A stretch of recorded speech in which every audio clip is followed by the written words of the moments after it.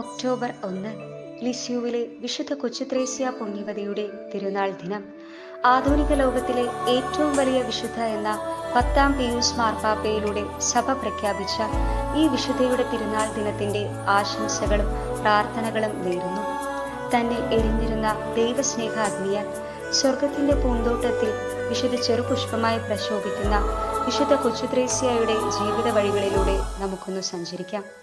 1873 ജനുവരി 2 ഫ്രാൻസിലെ അലൻസൺ എന്ന കൊച്ചു പട്ടണത്തിൽ ലൂയിസ് മാർട്ടിൻ, സെലി മാർട്ടിൻ ദമ്പതികളുടെ 9ാമത്തെ മകളായിട്ടായിരുന്നു കൊച്ചുറാണിയുടെ ജനനം. 5 പെൺമക്കളെയും കർത്താവിന്റെ മണവാട്ടികളായി സമർപ്പിച്ച ഈ അനുഗ്രഹീത ദമ്പതികളെ പിൽക്കാലത്ത് സഭ വിശുദ്ധരായി പ്രഖ്യാപിച്ചു. ഭൂമിയിൽ നന്മ ചെയ്തുകൊണ്ട് തൻ്റെ സ്വർഗം ചെലവഴിക്കണമെന്ന് ചെറുപ്പത്തിലെ തന്നെ സ്വപ്നം കണ്ട വിശുദ്ധയായിരുന്നു നമ്മുടെ കൊച്ചുറാണി. കൊച്ചുറാണിയുടെ അഭിലാഷം എന്നത് I should become A Saint, അതോടൊപ്പം ഒരു സന്യാസിനിയാവുക, ഈശോയ്ക്ക് വേണ്ടി ആത്മാക്കളെ നേടുക ഇവയായിരുന്നു. അമ്മയുടെ മരണശേഷം ലിസ്യൂവ് എന്ന പുണ്യഭൂമിയിലേക്ക് പറിച്ചുനട്ട കൊച്ചുത്രേസ്യയുടെ ജീവിതം വിശുദ്ധിയിലേക്കുള്ള ഒരു നടന്നുകയറ്റമായിരുന്നു. അമ്മയെപ്പോലെ സ്നേഹിച്ച മൂത്ത സഹോദരി പൗളിന്റെയും മറ്റു സഹോദരിമാരുടെയും കർമ്മല മഠത്തിലേക്കുള്ള യാത്ര അവളെ മാനസികമായി തളർത്തി. ഭൂമിയിലുള്ള ബന്ധങ്ങളുടെ അസ്ഥിരതയും നൈമിഷികതയും അവളെ ദൈവത്തിങ്കിലേക്ക് അടുപ്പിച്ചു. ഗുരുതരമായ രോഗം ബാധിച്ച കൊച്ചുറാണി 10ാമത്തെ വയസ്സിൽ പരിശുദ്ധ ദേവമാതാവിൽ നിന്ന് അത്ഭുതകരമായി രോഗസൗഖ്യം നേടി.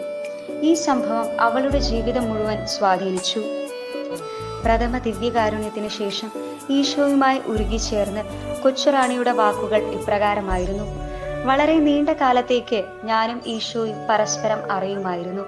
പക്ഷേ എൻ്റെ ദിവ്യകാരുണ്യ സ്വീകരണ ദിനം ഞങ്ങൾ തമ്മിൽ ഒരു ഉരുകിച്ചേരൽ നടന്നു. പിന്നീട് ഞങ്ങൾ രണ്ടല്ല, ത്രേസ്യ അപ്രത്യക്ഷമായി, ഈശോ മാത്രം നിലനിന്നു. എൻ്റെ പ്രിയ കൂട്ടുകാരെ, കൊച്ചു ത്രേസ്യയുടെ ഈ വാക്കുകൾ നമ്മുടെ ഹൃദയത്തെയും സ്വാധീനിക്കണം. ഈശോയെ സ്വീകരിച്ചപ്പോൾ എൻ്റെ ഹൃദയത്തിലും ഈശോയുമായുള്ള ഈ ഉരുകിച്ചേരൽ ഉണ്ടാകാൻ നമുക്കും ഈശോയെ കൂടുതൽ കേൾക്കാം, കൂടുതൽ അറിയാം. അങ്ങനെ ഈശോയെ കൂടുതൽ സ്നേഹിക്കാം. യുവത്വത്തിലേക്ക് കാലൂന്നിയപ്പോൾ കൊച്ചുത്രേസ്യ എന്ന പേരിൽ കർമ്മല മഠത്തിൽ അവൾ ചേർന്നു. സ്വർഗത്തിനായി ആത്മാക്കളെ നേടാൻ തൻ്റെ കൊച്ചു ത്യാഗങ്ങളെ ദൈവത്തിനായി കാഴ്ചവെച്ചു. ലോകത്തിലുള്ള പാപങ്ങൾ നശിപ്പിക്കുവാൻ ലോകം മുഴുവൻ ഓടി നടന്ന് സുവിശേഷം പ്രസംഗിക്കുവാൻ ആഗ്രഹിച്ച അവൾക്ക് ദൈവം സമ്മാനിച്ചത് ക്ഷയരോഗമായിരുന്നു. ഈശോയുടെ കളിപ്പന്തെന്ന് തന്നെ വിശേഷിപ്പിച്ച് കൊച്ചുത്രേസ്യയുടെ സഹനങ്ങളാകുന്ന രത്നങ്ങൾ കൊണ്ട് തൻ്റെ സഭാവസ്ത്രം നെയ്ത് പാപികളുടെ മാനസാന്തരത്തിനായി പ്രാർത്ഥിച്ചു. അവൾ വിശുദ്ധിയുടെ ഉന്നത പടവുകൾ ചവിട്ടിക്കയറി. കർമ്മല മഠത്തിന്റെ ഭിത്തിക്കുള്ളിൽ മാത്രം ജീവിച്ച് 9 വർഷത്തെ സന്യാസ ജീവിതത്തിന് ശേഷം 25ാമത്തെ വയസ്സിൽ നിത്യസമാനത്തിനായി വിളിക്കപ്പെട്ടു. ഈശോയുടെ ചെറുപുഷ്പത്തെ സഭ ഇന്ന് അഖില ലോക മധ്യസ്ഥയായി വണങ്ങുന്നു. ആധുനിക ലോകത്തിന് അന്യമായി കൊണ്ടിരിക്കുന്ന വിശുദ്ധയുടെയും ആത്മീയ വേർതിരിവിന്റെയും മാർഗം കാണിച്ചു തന്ന വിശുദ്ധ കൊച്ചുത്രേസ്യ നമുക്കും മാതൃകയാവട്ടെ. ഹൃദയ നൈർമല്യമുള്ളവർക്കും പാപികൾക്കും ദൈവസ്നേഹത്തിന്റെ സന്നിധിയിൽ ചെല്ലുവാനുള്ള സ്വാതന്ത്ര്യത്തിന്റെയും മാനസാന്തരത്തിന്റെയും പാഠങ്ങൾ അവളുടെ കൊച്ചു ജീവിതം നമുക്ക് മുന്നിൽ തുറന്നു കാട്ടുന്നു.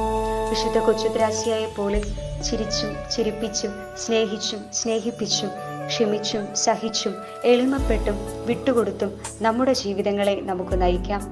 സ്നേഹം കൊണ്ട് ക്രിസ്തുവിലൂടെ ലോകത്തെ കീഴടക്കുക എന്ന കൊച്ചുത്രേസ്യയുടെ വാക്കുകൾ ഓർമ്മിപ്പിച്ചുകൊണ്ട് ത്രേസ്യ പുണ്യവതിയുടെ തിരുനാൾ ദിനാശംസകൾ ഏവർക്കും നേരുന്നു.